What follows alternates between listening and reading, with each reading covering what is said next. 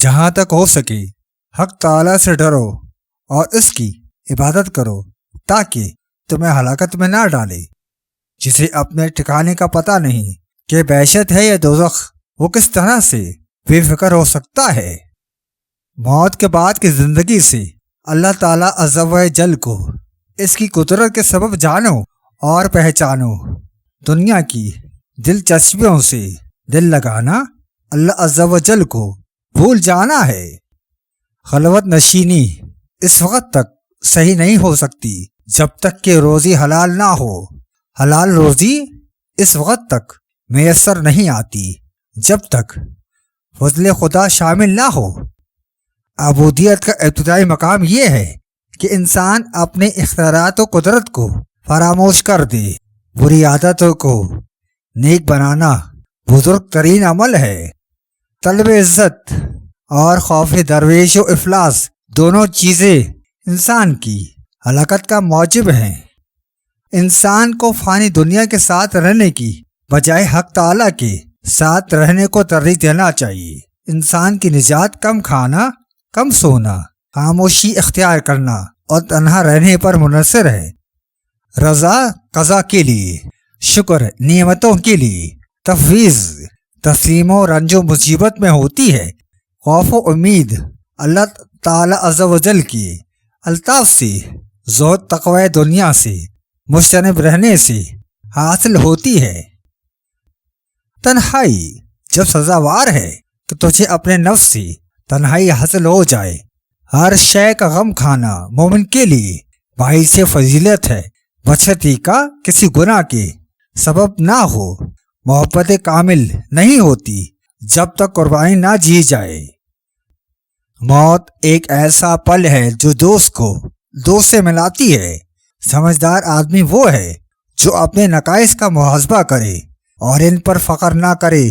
توبہ کرنے سے مراد دنیا اور اس کی علائشات کو چھوڑنا اور خواہشات نفسانی پر غلبہ پانا ہے۔ جو انسان خیانت، جھوٹ اور غیبت سے ہمیشہ بچتا رہے وہی حقیقی بندہ الہی ہے۔ یہ دنیا آگ اور اس کی لذتیں سیخ کی مانند ہے۔ اس مرغ کا کیا پوچھنا، محض شرمندہ ہونا ہے۔ جس نے خواہش نفس کو چھوڑا وہ مراد تک پہنچا۔ جھوٹ بولنے، غیبت اور خیانت کرنے والوں سے علیحدہ رہو۔ باقی جو کچھ چاہو کرو بے ادبی مردودی کی دلیل ہے۔ وہ انسان مرد نہیں جس نے غضب میں اپنے ہاتھ اور دسترخوان پر اپنے شکم کی حفاظت نہ کی۔ محفل ذکر خدا سے رحمت اور محفل لہو لہب سے غفلت و نسیان ملتا ہے۔ دل کی پریشانی دنیا کی محبت کی وجہ سے ہوتی ہے۔ جب تک یہ رہے گی دل مطمئن نہیں ہوگا۔ اگر چاہتے ہو کہ تمہارا عمل آسان ہو تو بغیر طمع کے کرو۔ حق تعالیٰ سے اس طرح محبت کرو کہ درخت تمہارے حجاب نہ بنے، یعنی راہ میں کوئی شے حائل نہ ہو۔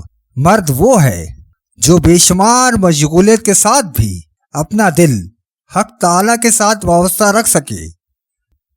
بہترین پاکیزہ مقام رکھنے والے اپنے اللہ تعالیٰ کے پاس ہوتے ہیں۔ جس نے اللہ تعالیٰ کے بغیر کسی شے کا تذکرہ کیا اس نے جھوٹ بولا ہے۔ غیر سے دل لگانا قلت معرفت ہے۔ دنیا کی محبت سے خاصان خدا کو پہچاننے والی آنکھ اندھی رہتی ہے۔ جو خدا تعالیٰ سے واقف ہو جاتا ہے وہ مخلوق کے سامنے متواضع ہو جاتا ہے۔ جس عمل میں تجھے حلاوت نہ آئے سمجھ کہ وہ عمل تو نے کیا ہی نہیں۔ جس کی آنکھ میں عشق کا سرما لگا ہوا ہو اس کی نظر میں عرش سے تخت تک کوئی حجاب باقی نہیں رہتا۔ دنیا کی ہرس، غم فروا، حسد و بغض اور حب جاہ جس دل میں ہو وہاں حکمت قرار نہیں پکڑتی۔ ندی نالے اور دریا کے پانی بہنے میں غل اور شور ہوتا ہے، لیکن جب سمندر میں جا کر ملتا ہے تو آواز باقی نہیں رہتی۔ اسی پر سالک کی منزلوں کو قیاس کرنا چاہیے۔ گناہ کرنے سے اتنا نقصان نہیں ہوتا جتنا کسی اپنے بھائی کو بے عزت اور حقیر سمجھنے سے ہوتا ہے۔ زندہ دلی بے شک قابل تعریف ہے، لیکن اس حد تک جہاں دوسروں کے جذبات کو ٹھیس نہ پہنچے۔ زبان کو شکوے سے روکو، خوشحالی کی زندگی عطا ہوگی۔ لوگوں کے دلوں میں اسی عالم کی قدر و منزلت ہوتی ہے جو لالچ سے بے نیاز ہو کر علم دوسروں تک پہنچاتا ہے۔ اگر شوق اور جستجو سچی ہو تو علم کی طلب میں مشکلات نہیں آتی۔ جب تو دیکھے کہ کوئی کتا اپنے مالک کو چھوڑ کر تیرے پیچھے آ رہا ہے تو بھاری پتھروں کے ساتھ اس کو اپنے پیچھے سے لوٹا دے، کیونکہ ایک نہ ایک دن تجھے بھی کسی کے پیچھے چھوڑ کر روانہ ہو جائے گا۔ انسان کی معراج اس کے احسان و احساسات، نظریات، عملیات پر مبنی ہے۔ انسان کی عظمت کا اندازہ اس کے قول و فعل سے بآسانی لگایا جا سکتا ہے۔ بادب شاگرد ہی ہمیشہ علم سے پورا مستفیض ہوتا ہے۔ یاد رکھو، جد و جہد اور کوشش کرنے والا ایک نہ ایک دن کامیاب ضرور ہوتا ہے۔ اسے اپنی محنت کا پھل مل کر ہی رہتا ہے، چاہے دیر سے کی کیوں نہ ملے۔ محبت ضرور کرو، لیکن صرف ایک سے نہیں بلکہ تمام بنی نوع انسانوں سے اپنی محبت کو اس طرح پھیلاؤ جیسے رات کو چاند اپنی چاندنی زمین پر پھیلاتا ہے۔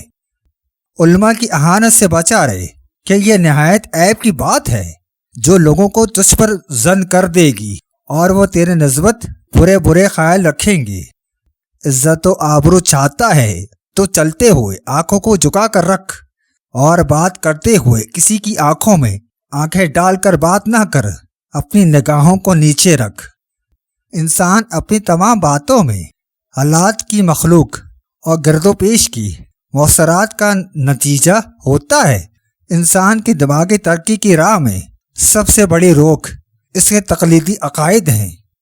جو کوئی علم و حکمت اور بزرگوں کی باتوں سے دور رہے اس کا دل مر جاتا ہے، اس میں حمیت، ہمدردی، نیکی کا جوش اور مروت کی سرگرمی نہیں رہتی۔ 33 بار یہ وظیفہ پڑھ کر جس عورت پر نظر ڈالو گے وہی عورت تم پر عاشق ہو جائے گی۔ ایک مصیبت سے دوسری مصیبت کا درمیانی فاصلہ سکون حیات کہلاتا ہے۔ دشمنوں کو بھی میں نے محبت اور لشکر کا مستحق گردانا ہے، کیونکہ انہوں نے بھی مجھے غفلت سے جگایا اور آنکھیں دی ہیں۔ مردوں کے مشاغل میں عورتوں کی شرکت سے جو خطرناک نتائج اور فساد پیدا ہوئے ہیں، ان کا علاج یہی ہے کہ دنیا میں عورتوں کے حقوق و فرائض کی قانونی حد بندی کر دی جائے۔ محبت آنکھوں سے نہیں دل سے دکھتی ہے، اس لیے محبت کے دیوتا کو اندھا کہا جاتا ہے اور لکھا جاتا ہے علم سے محبت کرنا دانشور ہونے کی بڑی نشانی ہے۔ مجرم کا انصاف مجرم نہیں کیا کرتے، اور سرکشوں کی صفائی گنہگار نہیں سنا کرتے۔ شفقت ضعیف اور خطا کار انسانوں کے لیے ہوتی ہے، اور بے گناہ انسان انصاف کا طالب ہوتا ہے۔ یہ دنیا ایک دلدل کی طرح ہے، اس میں پھونک پھونک کر قدم رکھو، ایک قدم دھسا تو دوسرا اور بھی دھس جائے گا، اور اگر باہر نکلنے کی کوشش کرو گے تو اور بھی نیچے دھستے چلے جاؤ گے۔ شوق اور اشتیاق میں فرق صرف اتنا ہے کہ شوق تو محبوب کی ملاقات اور دیدار سے بدم پڑ جاتا ہے، مگر اشتیاق ملاقات سے زائل نہیں ہوتا۔ ہماری پشت پر ایسے ایسے جواں مرد، صاحب ہمت، دلیر اور جانباز موجود ہیں جو موت کو غنیمت اور زندگی کو ہیچ سمجھتے ہیں۔ یاد رکھو، کسی پسندیدہ چیز کے چھن جانے یا کسی ناپسندیدہ چیز کے آ جانے کو خوف کہتے ہیں۔ جو بندہ ہر وقت ایک ہی خیال میں رہے، اسے نہ آنے والے واقعات کا ڈر ہے اور نہ ہی ماضی میں ہونے والے عمل کا۔